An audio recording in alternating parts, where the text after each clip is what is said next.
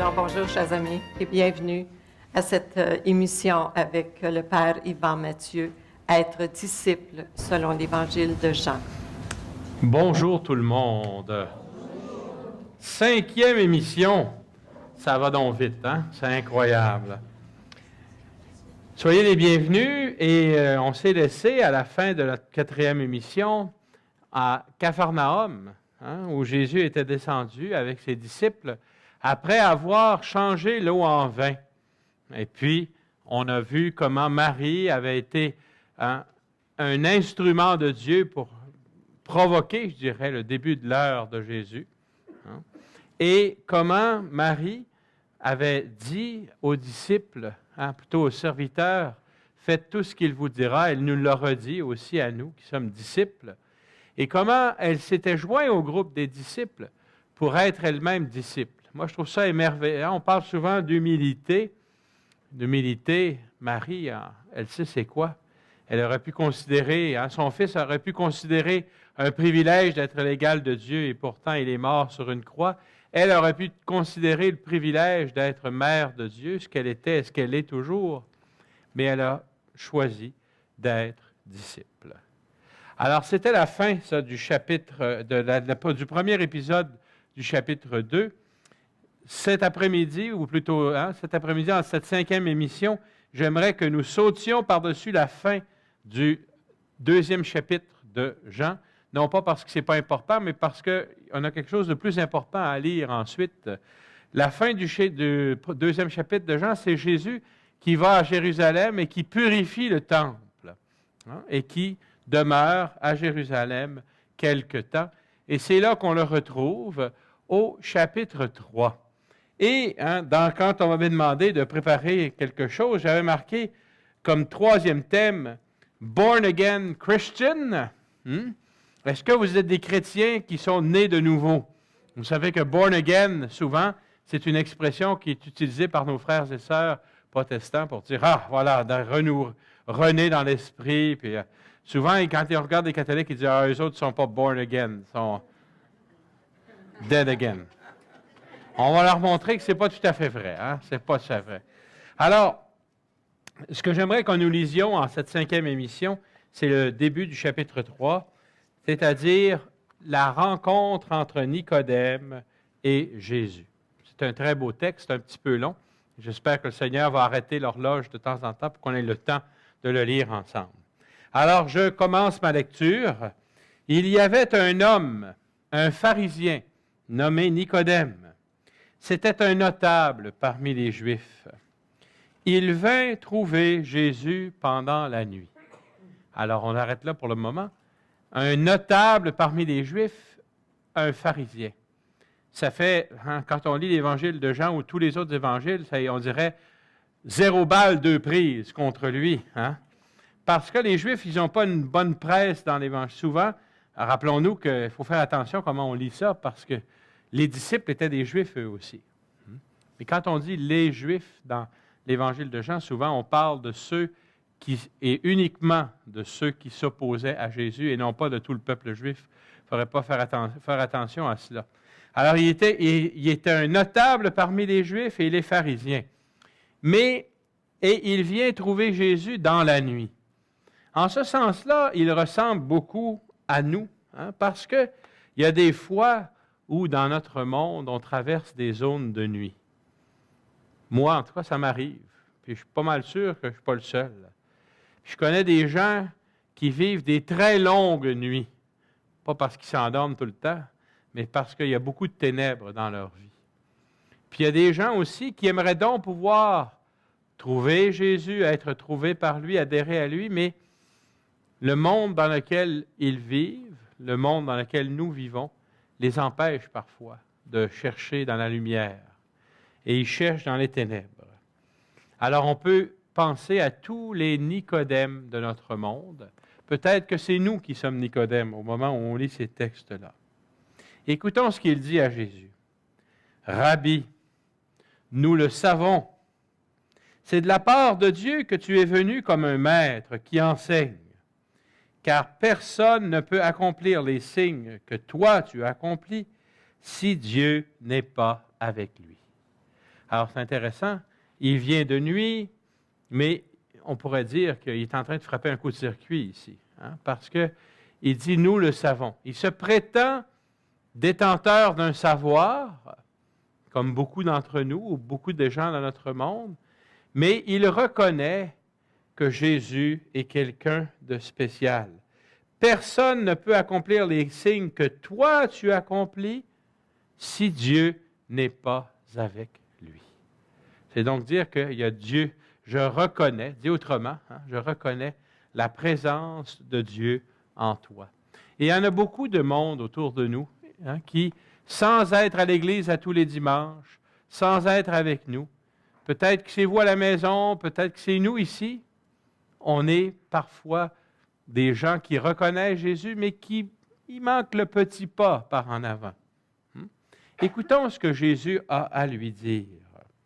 Jésus lui répondit, « Amen, amen, je te le dis. » Alors, quand Jésus commence comme ça, là, c'est solennel. Il faut faire attention. Quand vous êtes presque, hein, pour les gens à la télévision, il faut vous dire qu'on vient juste de dîner, nous autres, là, ici. Hein. Alors, on est un petit peu assoupis, puis là, quand on dit « Amen, amen, je vous le dis », alors là, ça veut dire « Réveillez-vous, là. Je vais dire quelque chose d'important. » Pas moi, mais le Seigneur Jésus. Qu'est-ce qu'il lui dit? « À moins de naître d'en haut, on ne peut voir le royaume de Dieu. » À moins de naître d'en haut. Et là, Nicodème, il faut se rappeler ici qu'on a deux grands spécialistes. Hein? Nicodème, un pharisien, un notable parmi les Juifs, un exégète, donc. C'est dangereux ce monde-là, faites attention. J'en suis un, moi. Hein? Et puis, c'est un spécialiste de la loi, ça aime ça des fois, s'astiner sur les virgules. Alors là, on va entendre une grande discussion théologique. Là. Attention! Nicodème lui répliqua, « Comment un homme peut-il naître quand il est vieux? Peut-il entrer une deuxième fois dans le sein de sa mère et renaître? » Pause. J'ai déjà entendu des homélies sur ce texte-là où le prêtre ou le diacre disait « Il était-tu niaiseux, Nicodème, il n'avait pas compris. » Mais quand j'entends des affaires de même, je me dis que le seul niaiseux, là, c'est celui qui est derrière le comptoir et qui est en train de prêcher. Il a pas compris. Parce que Nicodème, il a très bien compris ce que voulait dire Jésus. Parce que si je vous lisais ce texte-là en grec, ben vous ne comprendriez pas, là. Mais quand je remonte dans l'original du texte, Jésus, il dit à Nicodème ceci, « Amen, amen, je te le déclare, à moins de naître anothène. » C'est un adverbe, anothène. Et ça peut vouloir dire deux choses. Ça peut vouloir dire de nouveau, ou ça peut vouloir dire d'en haut. Les deux sens sont possibles. Et Jésus a fait exprès pour utiliser, je pense, hein, il ne me l'a pas dit, là, je n'ai pas demandé non plus, mais j'ai l'impression que ça arrive très souvent dans l'Évangile de Jean, où Jésus utilise des termes comme ça qui peuvent vouloir dire deux choses. Ça fait partie, justement, de son enseignement pour qu'on puisse comprendre ce qu'il veut nous dire. Et ce que fait Nicodème, ce n'est pas montrer qu'il n'a rien compris. Non, au contraire, il a très bien compris. Parce que s'il traduit anothène par de nouveau, ça voudrait dire retourner dans le sein de sa mère et naître à nouveau. Et il sait que ça n'a pas de bon sens. Hein? Il montre que des deux explications possibles, là, celle-là, ça ne marche pas. Donc, il est en train de dire à Jésus, c'est sûrement pas ça que tu veux dire. Donc, qu'est-ce que tu veux dire? Il n'est pas aussi stupide qu'il en a l'air, quoi. Ça arrive des fois, hein, qu'il y a des gens qui sont moins stupides qu'ils en ont l'air. Et d'ailleurs, Jésus ne lui dit pas, franchement, tu n'as pas compris? Il va lui dire ça un petit peu plus loin. Hein? Mais là, il accepte de préciser sa réponse. Amen, amen, je te le dis. Personne, à moins de naître de l'eau et de l'esprit, ne peut entrer dans le royaume de Dieu. Alors, il y a deux choses qui ont changé ici dans sa réponse. Tout à l'heure, il dit « Amen, amen, à moins de naître d'en haut, on ne peut voir le royaume. » Là, il dit « Personne à moins de naître de l'eau et de l'esprit. » Donc, ce n'est pas juste naître d'en haut. Naître d'en haut, ça veut dire naître de l'eau et de l'esprit. Et il ne dit pas ne peut voir le royaume, mais ne peut entrer dans le royaume. C'est un petit peu plus engageant. On peut rester dehors quand on veut voir. Mais si on veut entrer, ça nécessite un mouvement de tout l'être. Hein? Je ne peux pas dire, je vais rentrer mon corps en dedans, puis je vais laisser mon âme dehors. Faut que tout rentre dans le royaume de Dieu. Alors, c'est une conversation intéressante parce que la question de Nicodème, elle permet à Jésus de nous dire qu'est-ce qu'il veut accomplir en nous si nous le laissons faire. Ce qu'il veut faire, c'est que nous faire naître de l'eau et de l'esprit. Alors, c'est une référence claire à quel sacrement? Au baptême. On pourrait dire aussi à la confirmation, parce que nous, baptême et confirmation, c'est un peu, c'est partie 1 et partie 2 du même sacrement, on pourrait dire. Au baptême, on est un petit bébé, on dit « Veux-tu être baptisé? » On fait « Ah! » Alors qu'à la confirmation, là, on est devenus des adultes, puis on dit « Oui, oui, je veux être baptisé. » Et puis, l'eau, déjà, qui nous fait renaître dans le baptême, elle nous donne déjà l'Esprit Saint. Ou plutôt, c'est Dieu qui, à travers l'eau, nous donne l'Esprit Saint. Et la confirmation vient reconnaître que dans nos vies, on a l'Esprit Saint et ça fait ressurgir cet esprit. On naît, pour reprendre l'expression de Jésus, nous naissons de l'eau et de l'Esprit et de ce fait, déjà, on a un pied dans le royaume de Dieu. Est-ce qu'on va franchir l'autre pas? C'est ce qu'on va savoir dans quelques instants après notre pause. Cette émission a été rendue possible grâce aux partenaires et amis de Foi et Télévision chrétienne. Mais nous avons aussi besoin de vous. C'est pourquoi nous vous demandons de faire parvenir votre don à Foi et Télévision chrétienne à l'adresse indiquée à l'écran.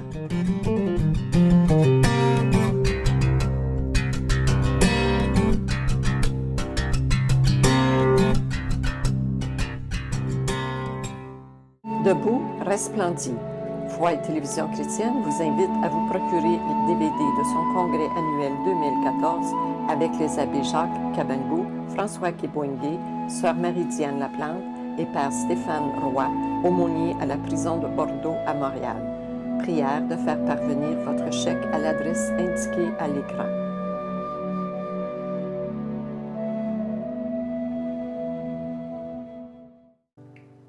Nous sommes revenus de notre pause et nous nous demandions comment on va faire pour faire le deuxième pas pour entrer dans le royaume de Dieu. On est en train de lire dans l'Évangile de Jean au chapitre 3 la rencontre entre Jésus et Nicodème. Alors Jésus a expliqué ce qu'il voulait dire par naître de nouveau. Il avait dit d'abord naître d'en haut. Et là, il a dit que naître d'en haut, ça veut dire de naître de l'eau et de l'esprit. Et voir le royaume de Dieu, c'est entrer dans le royaume de Dieu. Il n'a pas fini sa réponse encore. Il a pris un petit souffle pendant la pause, là, et il continue. Ce qui est né de la chair est chair. Ce qui est né de l'esprit est esprit. Ne sois pas étonné si je t'ai dit, il vous faut naître d'en haut. Le vent souffle où il veut. Tu entends sa voix, mais tu ne sais ni d'où il vient, ni où il va. Il faut croire que la météo était aussi précise dans ce temps-là qu'aujourd'hui. Il en est ainsi pour qui est né du souffle de l'Esprit. C'est beau, ça. On est un peu comme le vent. On ne sait pas d'où on vient, on ne sait pas, mais on va poussé par le souffle de Dieu. C'est ça là, qui va nous faire entrer dans le royaume de Dieu. Et là, Nicodème reprend la parole, et là on peut dire, pauvre petit, là, il n'avait pas fini ses études encore, ou il n'était plus à la hauteur de Jésus. Écoutez, Nicodème reprit, je suis au verset 9, « Comment cela peut-il se faire? » C'est une question qui ressemble beaucoup à la question de Marie, à l'Annonciation. Ce n'est pas une question qui est légitime. Et Jésus répond, « Tu es un maître qui enseigne Israël et tu ne connais pas ces choses-là. » Comment ça se fait que tu n'as pas réfléchi à ça encore? Puis on pourrait dire ça à bien des chrétiens, des chrétiennes, des diacres peut-être, des prêtres aussi. On va m'arrêter là, je n'irai pas jusqu'aux évêques, là. Hein? On a tous à aller à se convertir à nouveau et à comprendre un petit peu mieux ce que l'Esprit Saint nous dit. Alors, et c'est un petit peu ça qu'il dit. Et là, il y a toute une conversation où Jésus ne parle plus en « je », mais il parle en « nous ». Puis il parle non plus seulement à Nicodème, mais il parle à un « vous », c'est-à-dire les gens que Nicodème représente, les pharisiens, les Juifs qui s'opposent à Jésus. Hein? C'est comme si on était revenu dans le temps de l'Église et que c'était le groupe des chrétiens qui essaie d'expliquer au groupe des Juifs qui n'ont pas cru au Christ encore pourquoi ils croient et en qui ils croient. Et quand on veut faire le transfert à ce que nous vivons comme disciples du Christ, il me semble qu'on a à entendre ça parce que le « nous » au nom duquel Jésus parle ici, c'est nous autres, le groupe des disciples qui formons l'Église autour de lui qui est ressuscité. Et le « vous » auquel il parle et auquel nous parlons, ce ne sont plus les Juifs qui refusent de croire, mais c'est le monde qui a tant besoin de renaître d'en haut, de renaître d'eau et d'esprit, et qui parfois refuse d'écouter. Écoutons ce que Jésus dit. « Amen, amen, je te le dis. Toi, Nicodème, mais je ne parle pas juste à toi. Écoute bien, je reprends le texte de la Bible. Nous parlons de ce que nous savons.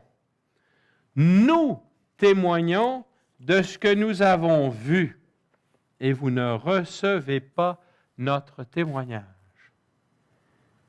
Tout à l'heure, depuis les 4 émissions qu'on a faites, plusieurs fois j'ai dit, pour être un disciple du Christ, il ne faut pas seulement être baptisé, c'est la condition sine qua non. Il faut avoir expérimenté la puissance de Dieu, rencontrer personnellement le Christ. Et si nous sommes de véritables disciples de Jésus aujourd'hui, nous pourrions dire, nous aussi, comme Jésus, nous parlons, nous, de ce que nous savons. On ne le sait pas seulement ici, on le sait ici aussi. Nous témoignons de ce que nous avons vu. Parce qu'il y en a qui ont déjà vu Jésus. Pendant qu'il marchait en Palestine, personne ne peut lever la main de ça. Personne ne l'a vu. Mais nous l'avons tous vu quelque part dans notre cœur, dans notre expérience spirituelle. Et c'est de ça dont nous sommes les témoins, de celui que nous avons rencontré, que nous rencontrons et celui qui nous fait vivre. Si vous ne croyez pas lorsque Jésus, vous parle des choses de la terre, comment croirez-vous quand je vous parlerai des choses du ciel? Si vous n'êtes pas capable de digérer le pablum, qu'est-ce que ça va être quand je vais vous donner du steak? Ça va aller mal tantôt. Car, et là, c'est Jésus qui parle, ça ne peut pas être l'Église. Nul n'est monté au ciel, sinon celui qui est descendu du ciel, c'est-à-dire celui qui est le Fils de l'homme. Alors finalement, ça résume notre mission de disciples, ça. Nous avons à vivre et à expérimenter le Christ. Si on n'est pas passé d'un sacrement reçu comme un enfant à une rencontre personnelle avec Jésus-Christ, quelqu'un que nous connaissons quelqu'un de qui on peut dire, je l'ai vu, je sais qu'il existe, je l'ai rencontré, c'est son esprit qui me fait vivre, mais on ne peut pas témoigner. Mais on peut pas, celui dont on témoigne, ce n'est pas de nous, mais de lui. Lui seul peut dire, nul n'est monté au ciel, sinon celui qui est descendu du ciel. Moi, je ne suis pas descendu du ciel, vous non plus, mais on est des témoins de celui qui est descendu du ciel et qui y est remonté, Jésus. Et la seule manière dont on peut en témoigner, c'est parce qu'on l'a rencontré et on le rencontre à tous les jours, dans la prière et dans l'Eucharistie, dans les sacrements, dans nos frères et sœurs, chez qui il habite aussi. Alors, et là, il va se passer quelque chose de très important. De même que le serpent de bronze, dit Jésus, fut élevé par Moïse dans le désert, ainsi faut-il que le Fils de l'homme soit élevé, afin que, en lui, tout homme qui croit ait la vie éternelle.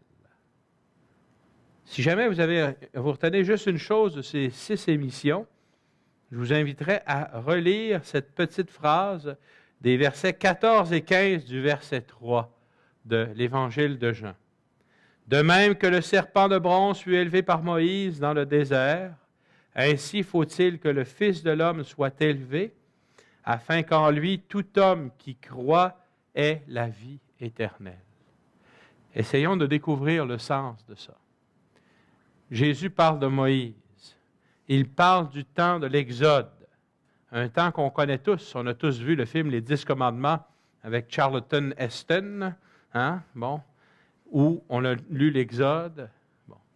Il y a eu plusieurs miracles dans le temps de l'Exode. Il y a eu plusieurs miracles dans le temps où le peuple juif marchait dans le désert vers la terre promise. Pensons à l'eau qui sort du rocher, pensons à la manne qui descend du ciel, pensons à toutes sortes de choses que Dieu a fait pour son peuple pendant ces 40 ans au désert. Tous les miracles que Dieu a fait pour son peuple dans l'Exode étaient gratuits. Il n'avait rien à faire. Il se levait le matin, il y avait une croûte sur le désert. Manou, mais mangeant, c'est ça, c'est de la manne. Moïse frappe de l'eau, tout ce qu'ils ont à faire, c'est d'aller boire. Ils n'ont pas rien d'autre à faire. Il y a un seul miracle dans tout le temps de l'Exode qui est un miracle conditionnel. C'est celui dont parle Jésus ici. Qu'est-ce qu'ont fait les Juifs dans le désert? Ils murmuraient. Ils murmuraient contre Dieu et contre Moïse. Puis à un moment donné, Dieu leur envoyait des serpents brûlants qui mordaient puis ils en mouraient. Alors ils ont demandé à Moïse de prier pour eux. Et là, Dieu lui a dit, fais-toi un serpent de bronze et monte-le au sommet d'un mât. Quand quelqu'un va être mordu par un serpent, s'il regarde le serpent, il va être guéri. Sinon, il va mourir. Vous voyez, il y avait un choix à faire. Une fois qu'on était mordu, ou bien on regardait le serpent, ou bien on mourait. Ce n'est pas le serpent qui sauvait. Le serpent, c'est le signe du salut de Dieu. Ce n'est pas la même chose. Alors, là, je m'excuse auprès de ceux qui sont à la télévision, là, je vais tasser un peu le lutrin pour que vous puissiez voir ce que je vais faire. Ça mord où un serpent? Au talon. Alors, on a 2 choix. Quand on est mordu au talon puis qu'on regarde notre plaie, qu'est-ce qu'on fait? On se ferme sur nous-mêmes. On prend la position du fœtus. Moi, je suis un gros fœtus, ça penche mal, là. Mais on regarde notre plaie, on se referme sur nous-mêmes. Si je me referme sur moi-même, je meurs. Si au contraire, je lève le regard vers le signe que Dieu me donne, je sors de moi-même pour me laisser sauver par Dieu, à ce moment-là, je vis. C'est pas beau, ça? C'est beau, et c'est exactement le signe que Jésus nous place devant les yeux. Comme Moïse a élevé le serpent de bronze dans le désert, ainsi faut-il que le Fils de l'homme soit élevé. Il parle du signe de sa mort sur la croix. Et je termine rapidement en lisant la conclusion. Dieu a tant aimé le monde qu'il a donné son Fils unique, afin que quiconque croit en lui ne se perde pas, mais obtienne la vie éternelle. Car Dieu a envoyé son Fils dans le monde, non pas pour juger le monde, mais pour que par lui le monde soit sauvé. Celui qui croit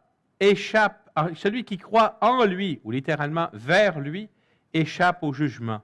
Celui qui ne croit pas est déjà jugé du fait qu'il n'a pas cru au nom du Fils unique de Dieu. Et le jugement, le voici, la lumière est venue dans le monde et les hommes ont préféré les ténèbres à la lumière parce que leurs œuvres étaient mauvaises. Celui qui fait le mal déteste la lumière. Il ne vient pas à la lumière de peur que ses œuvres ne soient dénoncées, mais celui qui fait la vérité vient à la lumière pour qu'il soit manifeste que ses œuvres ont été accomplies en union avec Dieu. Est-ce que Nicodème, qui est venu trouver Jésus dans les ténèbres, s'est tourné vers la lumière? Oui. Est-ce que nous, qui comme Nicodème, cherchons Jésus dans les ténèbres, vont accepter de nous détacher de nous-mêmes pour regarder vers le signe que Dieu nous donne et marcher à sa lumière? C'est vous qui avez la réponse. J'espère que ce sera oui. Merci et à la semaine prochaine. Cette émission a été rendue possible grâce aux partenaires et amis de Foi et Télévision chrétienne. Mais nous avons aussi besoin de vous. C'est pourquoi nous vous demandons de faire parvenir votre don à Foi et Télévision chrétienne à l'adresse indiquée à l'écran.